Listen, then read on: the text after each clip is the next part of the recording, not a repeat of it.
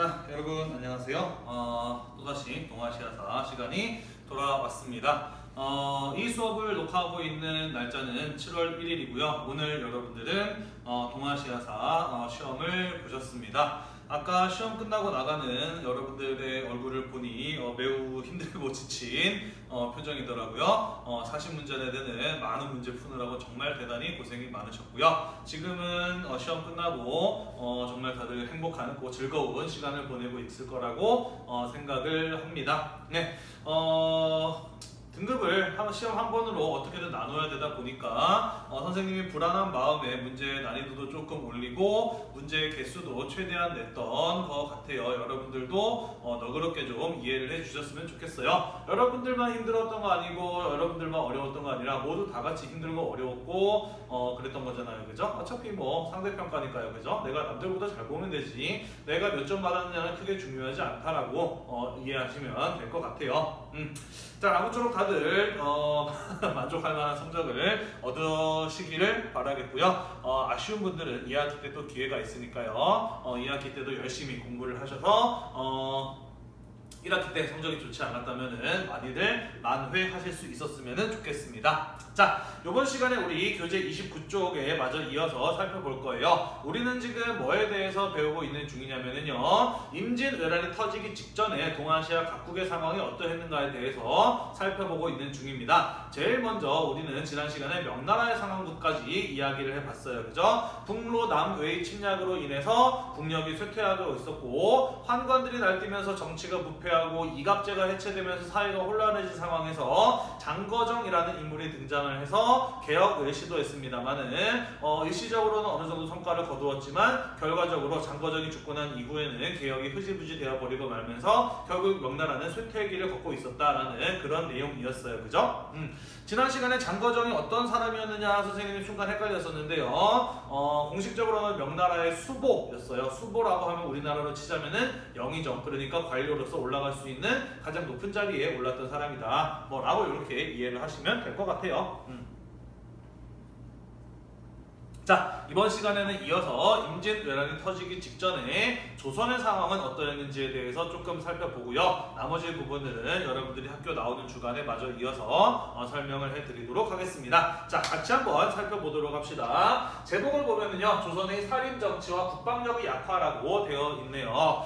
임진왜란이 터지기 직전에 조선에서는 사림이라고 불리는 세력들이 정치 권력을 장악하고 국정을 주도하고 있는 상황이었고요. 임진왜란이 터지기 직전에 조선은 국방력이 매우 약화되어 있는 상태였습니다. 이번 시간에는 이 사림이라고 불리는 사람들이 누구였는지, 그리고 그들이 어떻게 정치 권력을 장악하게 되었는지, 그리고 이들이 정치 권력을 장악하게 되면서 조선에서는 어떠한 변화가 일어나게 되었는지, 이런 내용들을 같이 한번 이야기해 보도록 하겠습니다. 자, 거기 일단은 교재에 보시면 설명이 어느 정도 나와 있기는 한데요. 그걸로는 설명하기가 조금 부족해서 선생님이 지금 보시는 바와 같이 긴 연표의 형태로 설명을 함께 써놨습니다. 이 영상 같이 보시면서 여러분들 교재 뒷면에 있는 공간을 활용을 해서 함께 필기를 좀 해주시면서 수업을 들으시면 좋을 것 같아요. 자, 그러면 같이 한번 살펴보도록 하겠습니다. 자, 이 사림이라고 하는 사람들이 누구냐라는 것을 이야기하기 위해서는요, 일단은 고려 말 신진사대부부터 이야기를 해볼 필요가 있습니다. 자, 14세기 고려 말에 권력을 장악하고 있었던 이들은 바로 권문세족이라고 불리는 사람들이었어요. 그죠? 친원파였다라고 이야기를 했죠. 원나라의 간섭을 받고 있었던 고려에서 원나라의 힘을 등에 업고 권력을 장악한 이들이 바로 권문세족이었고, 이들은 부정과 부패를 일삼는 사람들이었다라고 이야기를 하였습니다. 그래서 공민왕이 반원 자주 정책을 통해서 제압하고자 했던 일도 역시 바로 이 권문세족이었다라고 이야기를 하였죠. 공민왕의 반원 자주 정책은 실패로 끝나고 말았습니다만은 그 과정에서 성장한 성리학을 공부하고 과거를 통해서 관직에 진출한 새로운 유능한 인재들이 있었어요. 우리는 그들을 가지고 신진사대부라고 불렀습니다. 이들 신진사대부들은 이 권문세족과 결탁하여 있었던 불교 사원 세력들을 비판하기 위해서 성리학이라고 하는 새로운 사상을 이념적 무기로 받아들이고 활용하였다라고 이야기를 하였어요. 자, 그런데 이들 권문 세력들의 힘이 점차 약화되면서 이후에 고려 말에 권력을 신진 사대부들이 갖게 되면서 이들 신진 사대부들 내부에서 분열이 일어나게 됩니다. 그것은 바로 우리가 이제 한국사 시간에 다들 배워서 알고 있겠지만은 이른바 급진파 혹은 혁명파라고 불리는 세력들과 그리고 온건파라고 불리는 사람들로 나뉘게 된 것이었어요. 그죠? 급진파, 혁명파 사대부와 온건파 사대부로의 분열이 일어나게 되었다라고 이야기를 하였습니다. 자, 이 사람들이 이렇게 나뉘어지게 된 데에는 물론 그 사람들이 고려말 사회를 어떻게 개혁하고자 하는가에 대한 입장이 달랐기 때문이라고 볼 수가 있어요. 급진파 혹은 혁명파라고 하는 사람들은 고려라고 하는 나라는 이미 고칠 수 없을 정도로 망가져 있는 상태이기 때문에 이 사회를 개혁하기 위해서는 나라를 아예 새롭게 만들어야 된다, 새롭게 세워야 된다라고 하는 입장을 가지고 있는 사람들이었다라고 배우셨을 것이에요. 온건파 사대부들의 경우에는 어찌 신하가 왕을 몰아내고 새로운 나라를 만들 수 있느냐? 그럴 수는 없다. 고려라고 하는 나라를 유지하면서 이 고려라는 사회에 나타나 있는 여러 가지 문제점들을 개혁하자라고 주장했던 사람들이 바로 이 온건파 사대부라고 불리는 사람들이었다라고 배웠을 겁니다. 그죠? 자, 그런데 이들이 이렇게 고려말 사회를 어떻게 개혁할 것인가에 대한 입장이 달라졌던 이유는요, 둘 다 성리학을 공부한 신진 사대부들이었지만은 이 사람들이 성리학을 어떻게 공부하고 어떻게 받아들였느냐에서 차이가 나타났기 때문에 이들의 이러한 정치적인 주장이 달라졌다라고 볼 수가 있습니다. 자, 이 급진파, 혁명파라고 불렸던 사람들의 경우에는요, 성리학을 수단으로서 받아들였던 사람들이다라고 볼 수가 있습니다. 다시 말해서 성리학은 고려 말의 사회를 개혁하고 새로운 국가를 만들기 위해서 이용하기 위해서 새로운 국가를 만드는 데 있어서 이용할 목적으로 성리학을 받아들인 사람들이 바로 급진파, 혁명파 사대부들이었다라는 것이죠. 그래서 이들은 성리학을 바탕으로 성리학을 바탕으로 권문 세력들을 비판하고 권력을 장악하고 난 이후에는 그 성리학을 조선이라는 새로운 나라를 세우는 데 이용했던 사람들이다라고 볼 수가 있는 것입니다. 반대로 온건파 사대부들의 경우에는요, 성리학을 받아들인 것은 목적 그 자체였어요. 다시 말해서 이들 온건파 사대부들의 경우에는 성리학은 이 세상의 진리이며 절대적으로 믿고 따라야 될 진리라고 이렇게 생각을 하고 받아들인 사람들이었다라는 것이죠. 그렇기 때문에 성리학에서 상하의 위계 질서를 강조하는데 어찌 신하가 왕을 몰아내고 새로운 나라를 만들 수 있느냐? 그럴 수는 없다라고 반대했던 사람들이라는 것이죠. 그래서 고려 말의 사회를 유지하면서 여러 가지 사회적인 문제들을 개혁하려고 했던 사람들이다라고 볼 수가 있습니다. 이들 급진파, 혁명파 사대부에 해당하는 사람이 대표적인 인물이 바로 정도전 같은 사람이죠, 그죠? 그래서 정도전 같은 사람이 이방원, 이성계의 아들인 이방원과 손을 잡고 온건파 사대부들을 제거하고 새로운 나라를 세웠으니 그게 바로 조선이었다라는 것이죠. 온건파 사대부의 대표적인 인물로는 정몽주 같은 사람의 예를 들 수가 있겠죠, 그죠? 여러분들 한국사 시간에 다들 들어보셨을 거예요. 자, 아무튼 결국에는 이 급진파 사대부들이 이방원과 손을 잡고 정몽주를 비롯한 온건파 사대부들을 제거하고 새로운 나라를 세웠으니 그 나라가 바로 조선이었다라는 것입니다. 그래서 이 급진파 사대부들은 조선을 세우고 조선의 권력을 장악한 이들이 되었다라는 것이고요. 반대로 이들과의 권력 투쟁에서 밀려났던 온건파 사대부들의 경우에는 자기의 고향인 지방으로 돌아가게 됩니다. 그래서 지방에 내려가서 이들은 성리학을 연구하면서 또 제자들에게 성리학을 가르치는 그런 어떤 모습들을 보이게 되었다라는 것이죠. 하지만 승부는 아직 끝나지 않았습니다. 일단은 온건파 사대부들은 성리학을 연구하고 제자들을 길러내면서 먼 미래의 복수를 준비하고 있었다라고 보시면 될 것 같아요. 자, 아무튼 조선이라는 나라는 세워졌고요. 급진파 사대부들이 권력을 장악하게 되었다라는 것입니다. 이들은 지방으로 내려갔고요. 자, 그러다가 15세기로 넘어가게 되면서 어떠한 중요한 사건이 일어나게 되냐면요, 바로 계유정난이라고 하는 사건이 일어나게 됩니다. 여러분들 한국사 배울 때 다들 한 번쯤 들어보셨을 것이에요. 그죠? 계유정난은 어떤 사건이었냐면요, 세종대왕이 아들 문종이 왕위에 올랐는데 몸이 약해서 왕은 일찍 죽고 그의 어린 아들인 단종이 왕위에 올랐다. 9살의 나이로 왕위에 올랐다라고 배웠을 겁니다. 그런데 이 단종이라고 하는 왕이 9살의 나이로 왕위에 오르다 보니 왕의 역할을 직접 수행할 수 없었고, 그래서 이 세종 때부터 이어져 내려왔던 신하들이 왕을 대신해서 정치를 주도하게 되면서 왕권이 크게 약화되는 상황이 벌어지게 되었다라고 배웠을 겁니다. 그러자 이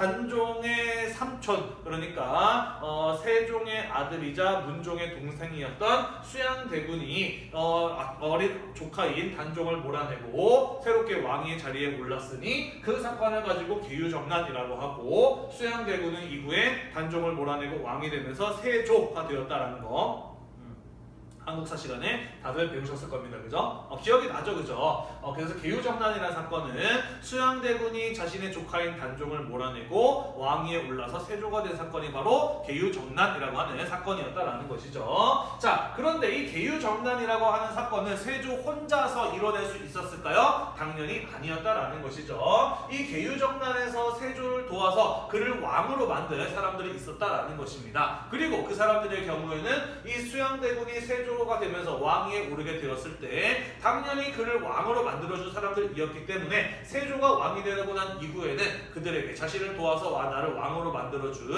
그 사람들에게 그만큼의 보답을 할 수밖에 없었다라는 것입니다. 자, 그러면서 이 계유정난 때 세조를 도와서 그를 왕으로 만드는데 큰 공을 한 사람들이 이후에 조선의 권력을 장악하게 되는데 우리는 그들을 훈구파라고 불리게 됩니다.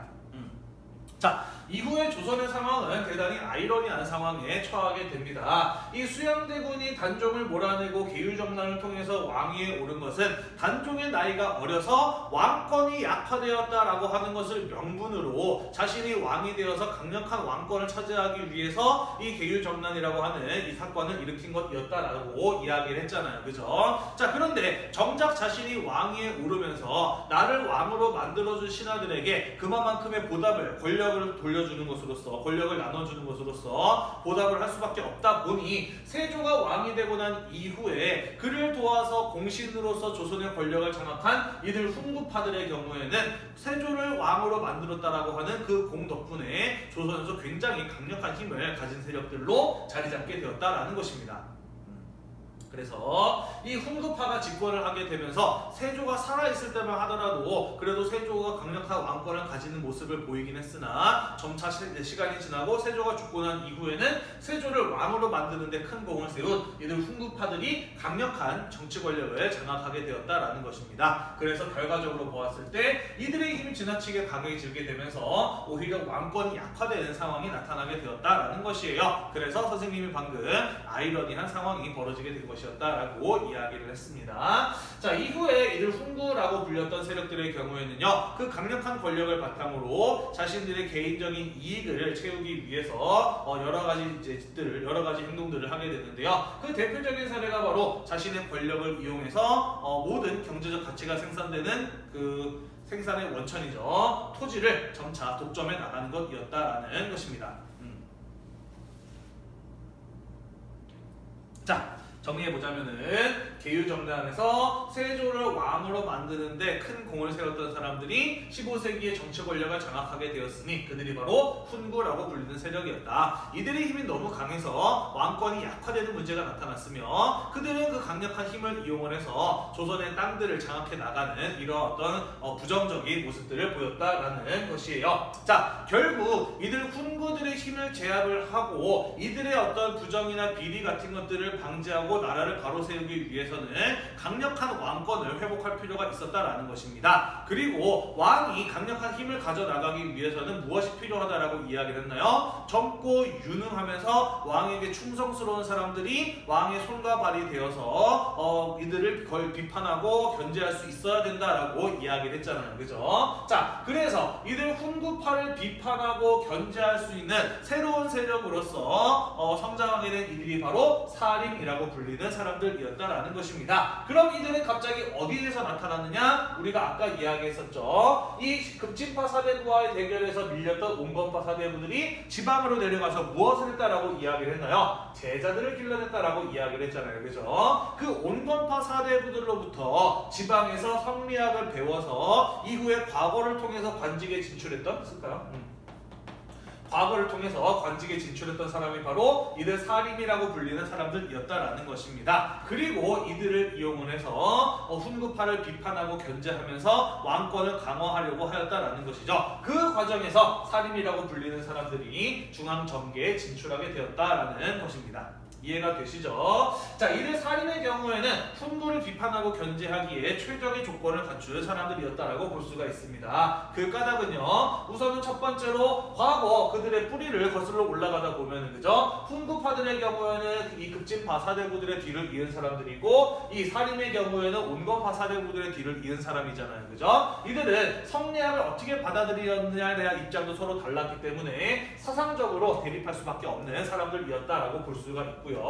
이 살인 같은 경우에는요, 지방 출신이고요. 지방에서 어느 정도 땅을 가지고 있는 지방의 중소지주 출신들입니다. 따라서 강력한 권력을 바탕으로 토지를 독점해 가고 있었던 훈구파하고는 경제적으로도 대립할 수밖에 없는 사람들이었다라는 것이죠. 자, 그래서 조선 성종 때부터 이들 살인들이 과거를 통해서 중앙 정계에 진출하기 시작을 하였고, 성종과 같은 조선의 왕들은 이들 살인파들을 자신의 손과 발로 부리면서 훈구파를 비판하고 견제하는 데 이용하였다라는 것입니다. 그러면서 살인이라고 불리는 세력들이 점차 성장해 나가게 되었다라는 것이에요.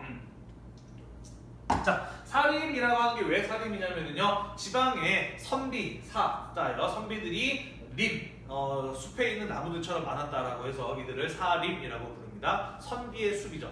선비사자 숲을 림자를 써서 사림이라고 불러요. 자, 살인이라고 불리는 사람들이 성장하게 되었다라는 것입니다.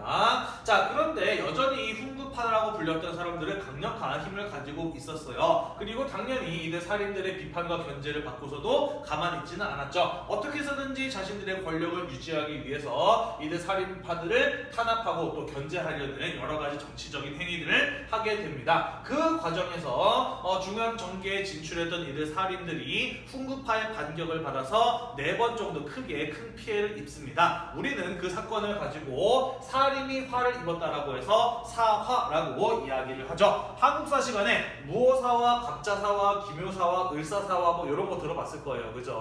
뭐 연산군이라든지 조광조라든지 뭐 이런 사람들이 이제 대립하고 뭐 나타나는 뭐 여러 가지 이야기들을 배웠을 겁니다. 동아시아사 시간이기 때문에 뭐 자세하게 다루지는 않고 그런 게 있었다라는 것 정도 기억을 하고 넘어가 보도록 할게요.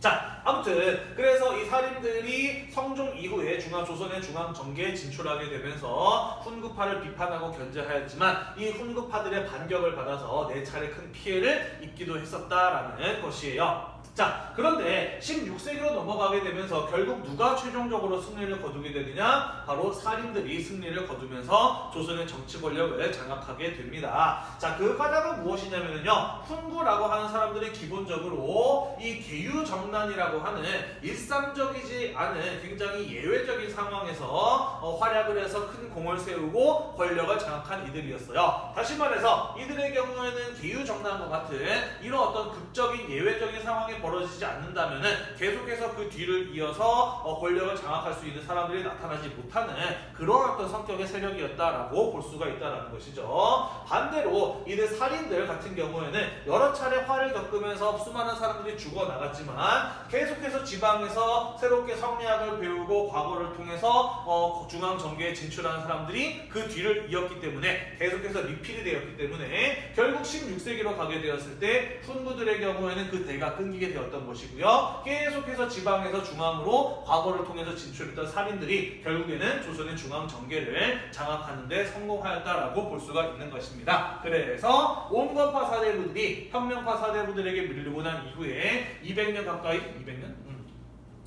준비했던 복수가 드디어 이루어질 수 있었다라고 보시면 될 것 같네요. 그죠?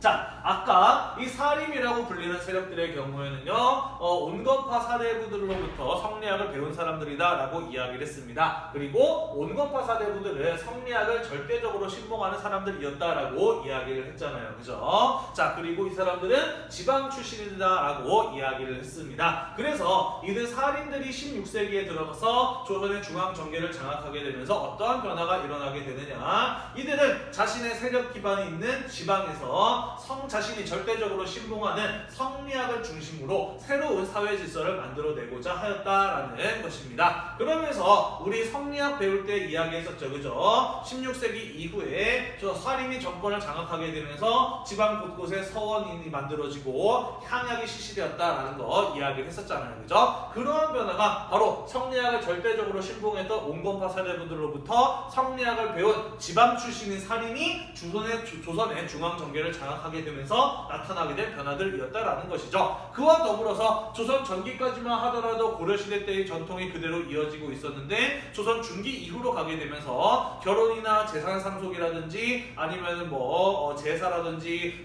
그런 어떤 가옥 구조라든지 이런 여러 가지 생활 양식의 면에서 성리학적인 질서를 따라가는 모습을 보였다라고 이야기를 했잖아요. 뭐 대표적인 예가 바로 남기 여가혼에서 친형례로 바뀐 것이다라고 시험 문제도 나왔었죠, 그죠? 그러한 성리학적인 의례가 정착하게 되는 것도 바로 그런 성리학을 철저하게 신봉했던 이들 사림이 조선의 중앙 정계를 장악하게 되면서 나타나게 된 변화였다라는 것이죠. 그래서 16세기에 사림들이 조선의 정치 권력을 장악하게 되면서 이후의 조선은 더욱더 철저한 성리학적인 국가로 변하게 되었다라고 볼 수가 있다라는 것입니다.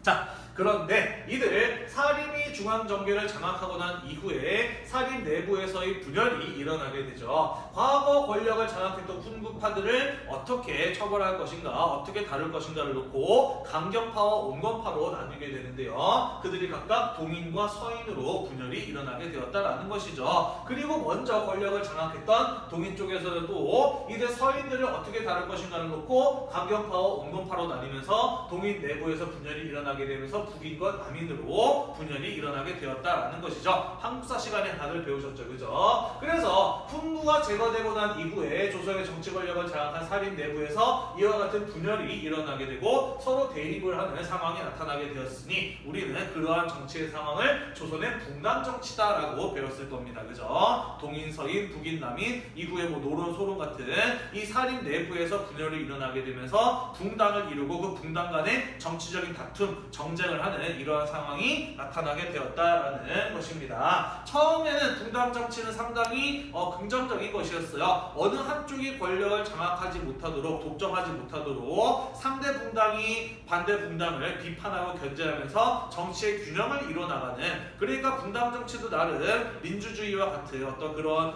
비판과 견제라고 하는 권력의 독점을 방지하는 그런 어떤 긍정적인 기능을 가지고 있는 정치 형태였다라고 볼 수가 있다라는 것이죠. 하지만 점차 시간이 지나게 되면서 결국에는 어느 쪽의 권력을 장악하고 살아남아서 상대 붕당을 없애고 탄압할 것인가를 놓고 싸우게 되는 붕당 간의 대립이 점차 격화되는 그러한 상황이 벌어지게 되었다라는 거 한국사 시간에 다들 배우셨을 거예요, 그죠?